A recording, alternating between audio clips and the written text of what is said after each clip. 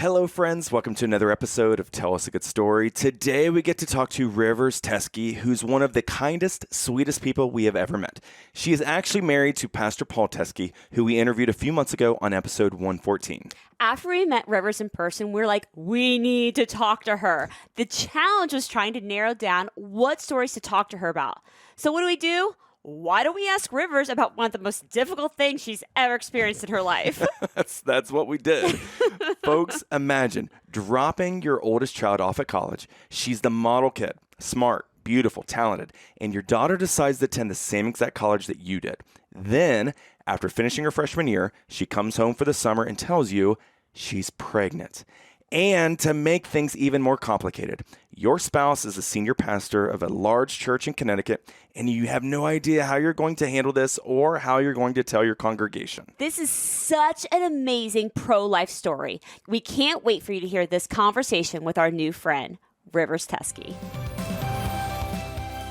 I'm Kevin. And I'm Stephanie. And during our marriage, we have dealt with an electrocution, a brain tumor, brain surgery. Then doctors telling us that children were not in our future, followed by miscarriage, and then Kevin's cancer diagnosis. However, today, we live a life completely healed and restored with 3 healthy children who doctors said were not possible. And we're here to tell stories that inspire, give hope, and brighten your day. Welcome to Tell Us a Good Story. This episode is being presented to you by Luby Companies, a custom home builder here in Central Ohio. Let them be your builder for life. They're freaking awesome. All right, I love Steph. her. I'm so happy right now. I'm so happy. We've actually met her in person. Yes, it feels like we're with family. It does. It really does. Well, friends, our next guest is an international speaker, author, pro-life advocate for children, and founder of the nonprofit organization Hidden Choices. Ladies and gentlemen, please welcome to Tell Us a Good Story, Mrs. Rivers Teske. Oh, Rivers, welcome. What an honor. Well, you're, like Steph said, you're one of the very few guests we've actually met in person. Mm-hmm. And that's yes, fun. So we'll give listeners kind of context. We interviewed her husband, Mm-hmm. Pastor Paul Teske, a few episodes ago, actually a few months ago. Yeah. Right? And then we happened to go down to Dallas for an interview on Life Today, the James Robinson show. And of course, Rivers and her husband, Pastor Paul, live in Dallas. Yes, they do. They were kind enough to invite us to dinner. Which I was shocked. I was shocked as well. We were shocked. We were like, okay. Absolutely, we would love this. Let's do this. So Pastor Paul picked us up at our hotel, and then we drove somewhere where you were at, Rivers, and then you hopped in the back seat, and immediately it was like, I mean, your best friends. The epitome of Southern Belle comes in the car. This beautiful blonde woman who's so kind, so caring. She was just amazing. We were with you guys for, I think, 4 hours, and we were actually sad when we were leaving. Oh, so were we. Yeah. So were we. When we let you off, the door closed and we went, oh my gosh, I wish they lived in Dallas. Well, you blew us away because that's one of the first times where we've met a couple, and you wouldn't let us ask about you. It was immediately out of the gate, no. We're talking about you guys. Kevin and Steph, we want to hear about you. And typically it's the other way around, Rivers. So you kind of flipped the script on us. It was weird. Where it was like the first hour. It was almost uncomfortable for us. Steph and I are downloading what we've gone through in our lives.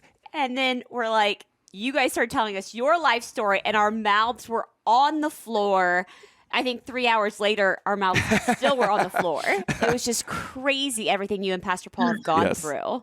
Well, my husband is a general. I love being his wife because he says, this is his mantra, nothing this side of the grave is impossible. He says it's manageable and the human spirit is strong. And this is what we were called to do. I believe Paul and I were called to do, to speak into people's lives. But I suppose you want to ask me that first question. Well, yes, there are many things, Rivers, that we could ask you about, right? Especially from that night. Especially from that conversation, right? But actually, we're not going to ask you that. Okay. But we are fascinated by the pro-life story that you have in regards to your daughter and your grandson. This is fascinating and just an incredible story. And so Yes. I want to kind of set the stage here for listeners. All right. So you and Pastor Paul have been ministers pretty much your entire life, right? Pastor Paul was a Lutheran minister, I think 45 years. And 46 now. 46 now. Okay. And at the time, he was senior pastor of a church in Connecticut. Your oldest of 3 children left the house, went to college down in Baylor University, where you graduated from, same school as her mother. And what happened from there? Yeah. Well, we got gut punched. She came home after her freshman year and she was pregnant. And yeah, I was gut punched. Her dad was much stronger than me, but my husband was so dear. What he did first was he said, Rivers, it's not like I've run off with the church organist. We are family and we're going to stand behind our daughter. And if the church cannot love us through this, then I haven't done my job very well. To back up though, okay, she gets home. How does she tell this to you and Pastor Paul, right? Her whole life, her dad's been a minister. Yeah. How does she present this to you guys? Well, that was hard. She went to say goodbye to her brother and sister at the high school. And then she calls us from the side of the road. And, you know, we've dealt in the military with cadets and young college kids. And I thought she was going to commit suicide or something because she was telling us goodbye. She loved us and she did not know when she would see us. So she went to an airport and bought a ticket to come back to Texas, probably to face the young birth father who said he didn't want to have anything to do with it. So we raced, I probably 105 miles an hour down the highway to New Jersey and found her in an airport. Yeah, it was see, look at me, even 25 years later, I can tell you when I ran down the corridor and I saw my husband had found her, I had to stop and catch my breath because he was holding her in his arms. Obviously, she had told him. I had kind of brought it up in the car. Do you think she's pregnant or something? And he said, oh, no, not our daughter. And when I saw them hugging, I knew immediately that, something was wrong. Yeah. So was she heading back to school then? I don't know. I need to ask her this question. What were you doing?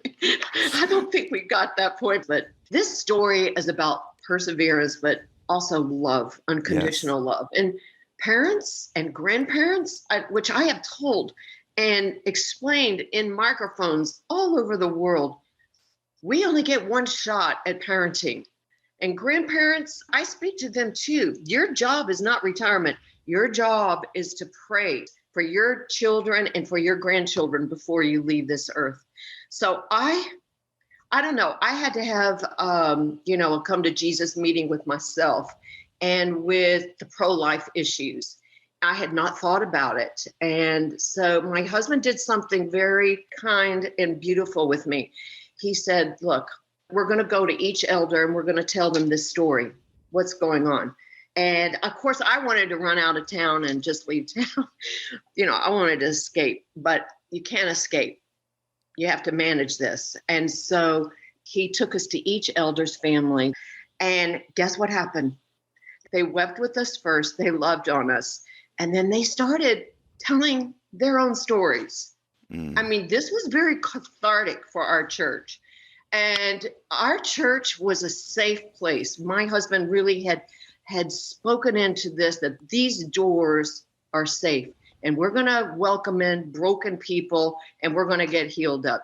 So what happened was our grandson's birth was absolutely so beautiful. When I was in Texas while he was being born, Paul told the congregation and they gave him a 5-minute standing ovation. Really? All the elders came and stood around him and they said, bring that baby home. He is ours. Amazing, right? Because so many pastors, I want church people to, I hope they're listening. A lot of pastors take their congregants and daughters to have abortions. And, this is life. And we found a maternity home. And maternity homes, there are only about 300 in the nation right now. It's a very hard thing for housing. 4 to 6 women, 12, pregnant women. But the Catholics are on top of this. I hope they're using their unused convents now to open up for housing. But God said this to me. This is before our grandson was born. He said, Rivers, this is not drugs. This isn't prison. This is not death. This is life. And so I said, okay, God, I'm going to handle this, and we're going to figure out a way to make this work. And I brought her home, my daughter home, when the baby was 7 days old. And Paul and I and our whole entire family. So we came around, our daughter and our other son, we came around, the whole church came around, and we raised this baby Right. to be strong in the Lord, to love the Lord with all his heart, soul, and might. And I can't say enough for him. And thank God, you know what? My daughter is my hero, because in view of everything coming against her life, she said 2 wrongs don't make a right. And she was never abortion minded. So I think the church kind of woke up. I certainly woke up. And Tyler has never known his birth father. And if you go up on Hidden Choices, his story is on the homepage. Yes. He tells it himself as Yes. a high schooler, if you've seen that. Steph, what's most important to you when it comes to building a new home? Okay. I want a builder who's an expert in what they do, is going to be honest with me, and cares about even the smallest of details. Well, thankfully, we know just the builder. You know it. It's Jay and Connie Luby with Luby Companies. Friends, don't just take our word for it. Go check out their website at lubycompanies.com. That's LUEBBE companies.com. Let them be your builder for life. They're freaking awesome. So Tara, she'd had a boyfriend for like 6 months, right? Her freshman Yeah. year of college. He wants Tara to have an abortion. Yes. Tara doesn't believe in abortion, but That's right. she has to make the decision of, do I keep the baby or do I give the baby up for adoption? So how does she come about making that decision and even presenting it to you and Pastor Paul? Yeah. Okay. So at maternity homes, we felt like it would be the best place for her to go so she could make her an adult decision on her own. She'd have to own that. And I thought at the time, at 18 years old, it would be the best thing to find an adoptive home that, a forever family. But as she got closer to birth, she came home for Christmas and she said this, Daddy, could you have placed me for adoption? And he said, I've never thought about that question. Of course not. But Tara, we are here. We're going to stand beside you. And you bring the baby home when he's born, and we will do everything that we can to support you. Now, our church, like I said, was phenomenal. Tara went on to not only graduate from college, but she was an intern with the New York Football Giants. She wanted to be, I think, a sports agent at that time. So bless her heart, she would drive to New Jersey. She lived in New Jersey. We took care of the baby in Connecticut. And then she interned for the White House, of all things. So I don't know how pro-life that they were at the time. I'm hoping that they were, but she took that business acumen, everything that she learned through those experiences. And when she went to Texas, when Tyler was about 5, and she became a teacher, and she got 2 masters, and she's been teaching all these years. The children, the parents, they love her. I just want people to realize, those that are listening, this is a winnable solution. So, Yes. Is it Tara or Tora? because Pastor Paul says Tara, and you've said Tara in the videos we've watched. Wow, you guys are so good. I can't believe. No wonder you are so famous. No, your tell us a good story is amazing. And I don't remember telling you all this. I say Tara, her daddy calls her Tara. Okay. Yes. We'll say Tara just so it's consistent. I would do my best. Okay, I will tell. Okay. So you've talked about Tara and how she's been an overcomer and she chose life and she's been this amazing mama. But what about Tyler? How has his perspective on life, in his opinion, I'm sure his dad abandoned him. So how has he been able to overcome that feeling of abandonment from his father? Well, isn't this an issue that is affecting millions of people? And the coaches step in, the grandparents step in, the grandpa steps in. But yeah, he suffered. He would say when he was little, when is God going to bring me my daddy? So I would fly out and I would just cry on the plane. God, when are you going to be bringing his dad? I can't be a liar. I know that you care. So I think Tyler has been strengthened. He has persevered because of the good people in his life and around my husband, who stepped around his life as his father. And then when his adoptive father came in his life at 11 years old, that man has been incredible. Yeah. Rivers, I have so many questions based on what you have just said. So the first thing that comes to mind is the feeling of abandonment. Right? Yeah. It reminds me when I was in college, one of my close friends was on the baseball team. And I remember having a conversation with him, and he broke down crying in his dorm room because I was asking about his family. And his parents were older. His other siblings were much older than him. And he said, I was the accident. I was the oops. My parents had an unplanned pregnancy, not as a teenager, but in their 40s. And so the flip side, and he had this feeling of, my parents didn't want me. I didn't feel loved. And literally broke down crying, just talking about his family to me, because he had that feeling from birth, right? And then I look at Tyler, and I'm watching an interview that he did on hiddenchoices.org. And he talks about once he got to his teenage years, he gave it to God. And this feeling of abandonment was gone, right? Because he was feeling love from his heavenly father. I was so impressed because he's like, even though my biological father's not around, I still feel loved. That feeling of abandonment is gone, which is mind-boggling. Like only God could do that, heal that type of wound on a young man like that. It's so impressive. Remember my husband's book, The Father's Blessing? Yes. So my parents divorced when I was 5, and my forever father came into my life when I was 9. I really did not know my birth father at all. And this is kind of where my book comes in. It's called Rivers Wanted. I was falling apart in my life. In 23 years in ministry, can I go into that a little bit? Please. Because I was falling apart. And I go, God, where are you? Now, there is a part to this book because I had to go back. Remember, we were talking about my son's fall when he was 16 months old from the window in Japan. Yes. And my husband, as you recall, he was in the Navy, a Navy chaplain. Was probably the lowest point in my whole life. If I could have died that day, I would have. I wanted to, but I had a 9-day-old baby and a 4-year-old who was Tara, and our son fell 25 feet out of our second floor window. So all these years start just kind of piling up on me. So when this happened to Tara, about 3 years into this, I said, God, do you care? Do you want me? Do you love me? Because, man, if you don't, I am out of here. And I needed a sign. So I asked God for that sign. And we were going, of all places, to a conference in Canada called the Father's Heart Conference. But I had asked God 6 months before for a sign. And I said, if you just use my name, no one will ever know. It'll just be between me and you, because Rivers is such a strange name. And 6 months I cried. I was sobbed. I was like having to go through inner healing myself.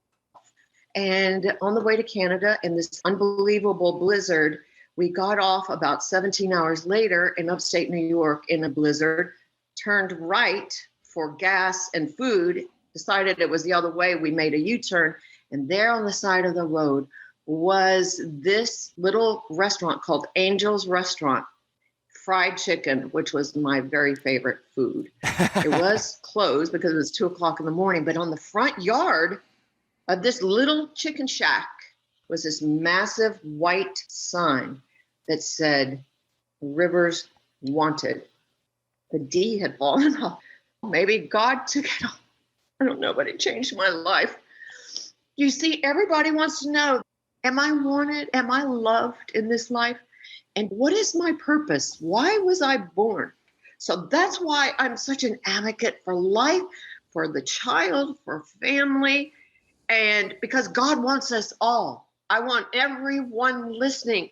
God is interested in us. He created us. He knew us before the beginning of time. So we are not throwaways. We are wanted by God, but we've got to listen to him. We have got to open ourselves up, take these barriers down, and listen to see what God wants for us and to tell us 24/7 that he cares and loves us. Now, amazing thing that happened. Am I going on? No, go. No, go ahead. Go An ahead. amazing thing happened when Tyler was I think he was about 6 months. And I was vacuuming one day. And I said, God, when are you going to use me? I want to go work. Where am I going? To Africa to work with the widows and the orphans? An audible voice said, Rivers, you have a widow and an orphan in your own home. Go figure. So that's how Hidden Choices was birthed. But we had to walk it out on a daily basis with a mom in a house, a baby in a house, and she needed help and support with how was she going to get medical. She was just a college sophomore now, or going into her junior year. And how do we help? And so everything that she was going through, I went through because I was the mama bear with her. And that's how. I'm sorry. No, you're good. Oh my gosh, Rivers, you are going to be touching so many people because you're so real. People need to hear I am real. this. You are. It's real. We don't have time to be fake, right? No, especially not We now. don't have time. Do you see? Life is of essence. Time is of essence right now because it is upside down. The world is upside down. And we only get this life and it's so short. All right, Steph, I've got a question for you. What's your favorite book of all time? Obviously, you met her where? Oh, I thought you were going to say the Bible. Oh, oops. Oh. What's your second favorite book of all time? You met her where? A distant second. Totally distant. It's a pretty good book. Sorry, God. It's still a pretty good was. book. But we're so excited. Where can people get our book, honey? Okay, I know this. Amazon.com. Yes. Barnes & Noble. Yes. And our website, kevinandsteph.com. And what happens if they buy it off our website? What do they get? An autograph from us. Yes. Who wouldn't want that? So, listeners, if you've already read the book, thank you so much. We've had such good feedback. One thing that helps us, if you can give us a review on Amazon.com, we would greatly appreciate it. Thank you so much, and thank you for listening. Rivers, I grew up a pastor's kid, as I believe you know, and I can't imagine a pastor's wife, right? And the pressure that you have with a congregation and kind of a public profile. And so it actually surprised me earlier when you said you've known of pastors and their families to actually have their teenage daughter go get an abortion because of the impact it has. And so do you feel like pastors' families go through like even more, I guess, than a normal family, right? Whether it's your marriage or your kids or whatever, because there's definitely a stigma around pastors' kids. I talked to a pastor friend of mine, and he said pastors' sons, and he joked about this. He said typically they're either a public profile, like a politician or a minister themselves, or an international drug dealer, because of he's like there's no in between. That's right. It's like, how are you going to use the talents and giftings you've been given? So I guess, do you feel like there's something different? Yeah, definitely the laundry flag is always out, right? Yes. Our kids always said, Daddy, why couldn't you have just been a doctor or a lawyer? Because, yes, we are out in front. And I guess that's why we're called to a bigger platform, so to speak. So you know what? We cannot let the enemy steal our voice. And are all families in crisis? Yes. Do we have issues that we have to deal with personally? Yes. But I do remember one time my husband just holding my chin and he said, Rivers, we will minister if we have to bury our son. We will bury him unto the Lord. We will not give up. We are not going to let the enemy win. He will not have our grandson. He will not have our daughters, nor our son. And we will be strong. That's what we try to do. Did I answer that question? Yes, you did. Yes, you did. But Yes, PK kids, chaplains kids, evangelist kids. I wish I could have a ranch. My dream would have a ranch that they could come and get healed because they are so wounded. But I can tell you, our church in Connecticut, they came around us and they loved us. And not one of them gossiped, not one, about our situation. They've loved us. So Tara or Tara, depending on who you talk to, ends up getting married to a wonderful Christian man. Yes. Tyler is age, I believe, 11 at the time. And can you walk us through how that wedding went? Because I believe Tyler gave like his own speech to his father who adopted him. And what an incredible moving moment that must have been. Everybody cried. Yes, it was a beautiful wedding. And yes, he gave a phenomenal speech to Jacob and to his mom. And he was the best man. So as he gave this speech, people were sobbing. Men came up to my husband later. They said, we don't cry at these things. And they were just blown away. So he and Jacob have an unbelievable relationship. Yeah. So Steph, Tara, gets married. Tara has 2 other children. But Tyler graduates high school and ends up going to the same exact college at Baylor. At Baylor University. Which is shocking to me. I know, shocking. Were you surprised by that? That's where he chose to actually attend? Yes. I wanted him to go to Ole Miss or something. I mean, just not to Texas. Yeah. But he loved it. And yes, he's in technology. And he put 4,000 hours into an internship, unpaid at Baylor. I hope they hear that. And yes, I was shocked. Why choose Baylor? Right. But I think he always wanted to go there because his mom loved it. Yeah. She did love it. So this kid, whose biological father was telling him, no, I don't want anything to do with this baby, grows up, become this amazing, incredible kid, goes to Baylor, super successful, gets his degree in business, and now is, I believe, 24. But isn't that how the enemy works? Like, he takes something like an unplanned pregnancy, the dad saying abort, abort, abort.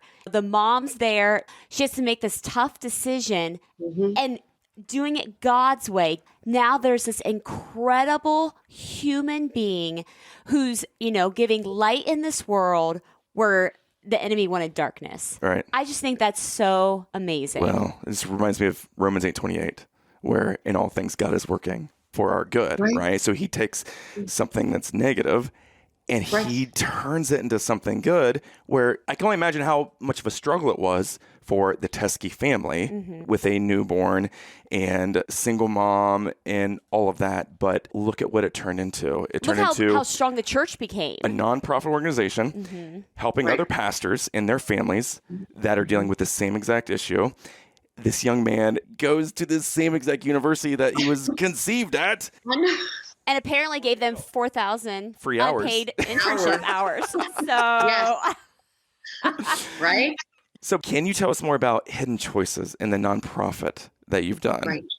So Hidden Choices started, in 1997, 98. And at that time, there was nothing to bring all the maternity homes together. No one even knew where they were. Crisis pregnancy centers were kind of the new term, but not maternity homes. So I started bringing them together, finding out where they were. The internet was so, oh my goodness, what was it? Infancy, 98. So single moms and dads, they live under, such heavy clouds. But these maternity homes house 4 to 6 to 12 women.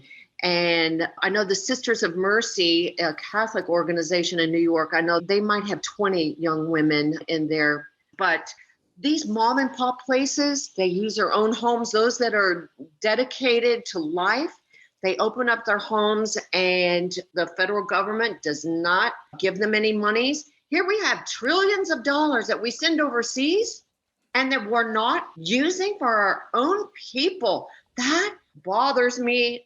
I can't tell you. I would go off right now, but you have a wonderful audience out there. That bothers me when we can't take care of our own children, our own people. So, I didn't even know maternity homes existed. Did you? I did not. I had no clue until we were watching something on you and Tyler and Tara. And I didn't even know maternity homes were a thing. Yeah. So I think that's incredible.